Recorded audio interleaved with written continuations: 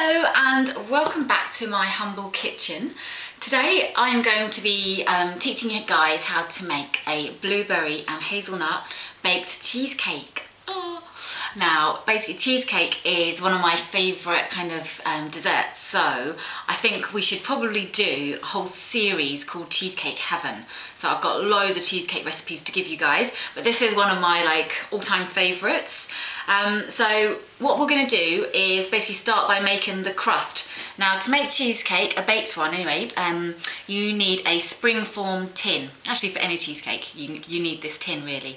Now all a springform is that it's got a little notch there and you pull it and the bottom comes out. So obviously this is good for when you're doing cheesecake, so you can push the cake up through the middle once it's cooked. Now grease your tin very well with some butter. Make sure it's got lots of butter around it. Oh, I can't put it back in there. There we go. So make sure it's got loads of butter on the inside there. Also another thing to remember before you kind of start is that your cream cheese and your eggs need to be at room temperature. So take them out of the fridge about an hour before you plan on cooking. So now for the crust. Now in here I've got, you don't have to have a blender. If you do, it's really handy, but you can just do it all in a big bowl with your hands, if not. So in my blender, I've already got, there's 100 grams of chopped hazelnuts in there, chopped roasted hazelnuts. So I just bought the whole hazelnuts and just blitzed them in here, but you can buy them already chopped up. So that goes in there. Now I'm gonna put 200 grams of plain flour in. This is the easy bit, the crust. And then a pinch of salt, just a little pinch of salt. And what else goes in there? Oh yes, I've got 100 grams of sugar. I'll write down all the ingredients at the end so you don't have to be taking note as we go along. So just blitz that all together, or mix it all together. Okie dokes. And now I've got here, the last bit is 125 grams of butter. Now the butter is cold, it's just been, I've chopped it into little chunks so it goes around easier. Now I'm just going to plop that in. If you don't have a blender, just all you need to do is get it in a bowl, in a big bowl, and you mix it with your fingers, and so that you make kind of like fine breadcrumbs. It's a bit like making a crumble, if you've ever made a crumble before. Right, so that goes in, and I'm just going to basically blitz it until it just resembles breadcrumbs. Okay.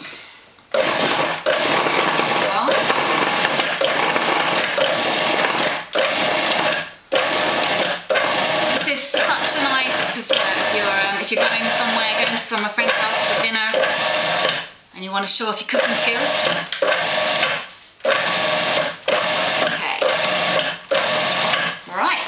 Done. See how quick it is in here. Ooh, marvellous. Right. So the mixture is it's looking like that. It's all lumpy. It's not quite fine breadcrumbs, but it doesn't need to be. It's basically a pastry bottom for the cheesecake. So you pop that all into your tin. Now this makes quite a large cheesecake, so I think it'd be, plenty for about maybe 8 to 10 people with a decent size cake. So you just pat it down with using your fingers, or you can use a spoon if you don't like getting messy. So pat it down till it's like that, till it's all firm. You don't have to pat it really hard, otherwise you're never going to get it out of the tin later. So just so that it's firm and fairly even. And basically that goes into the oven. Now my oven's been preheated on gas mark 3, and that's 165 Celsius. So pop that into the oven for 15 minutes, and you just want it to kind of go slightly golden so that's so it's baked before you put the filling on top.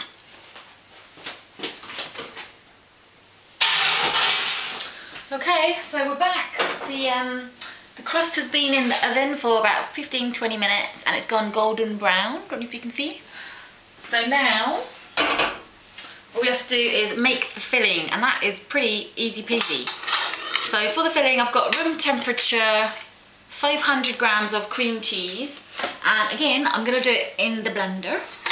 So just pop all your cream cheese in, like so. Right, there we go. So 500 grams of that, and then we've got 180 grams of caster sugar. So pop that in as well. Mix it in. Skip all those little bits off. Right, so okay, so sorry about that. My camera cut out halfway through showing you how to make the filling, which is not good. So let me tell you now what I put in it, because I can't show you anymore because it's all in there. So we got to cream cheese and the sugar, 180 grams of sugar, and you just blend that until it's smooth and not lumpy, all the lumps have gone. Right, then you put in 1 teaspoon of vanilla essence and 1 teaspoon of almond essence, and then you put in 2 tablespoons of double cream and 2 tablespoons of plain flour. Now you just literally pop it all in and you put it on here and you whiz it again until it all looks smooth. Now the second to last thing is the eggs. Now I put 3 large eggs in, and again they're at room temperature. So I put the eggs in one at a time and I just blitzed it kind of slowly, or if you're mixing it, do it slowly. Don't ever whisk the cheesecake because that incorporates air and that will make it more likely to crack later on. So yes, so in here now, I've told you all the ingredients, but I will put them up for you. All the main ingredients are in there. The last thing that you need is the blueberries. And I've got here a punnet of 200 grams in weight of blueberries. Now I'm just gonna pop the ball in, if you can see. And I'm not actually gonna beat it or anything, it doesn't need to be, because the mixture's smooth. Just gonna mix them around so that they're like evenly distributed. And then you get your base, and all you have to do is pour the mixture on top. So make sure your springform tin is quite a decent one, otherwise the mixture could leak out the bottom if it's not kind of strong and tight enough. So in goes the filling, all on top, and if you can see, just pour it in. Oh, there's 2 last blueberries. Okie dokes. So, in it goes. I'm just going to pat it lightly, try and get the air bubbles to come to the top. I'm going to try and pop them, because air in a baked cheesecake is not good. So, there we are. Mixture's ready. I'm going to put it in the oven now. Still at the same temperature, which is gas block 3, 165 Celsius. Put it in very carefully because it's running. And that goes in the oven for 35 to 40 minutes. And I'll show you what it should look like once it's ready in a bit.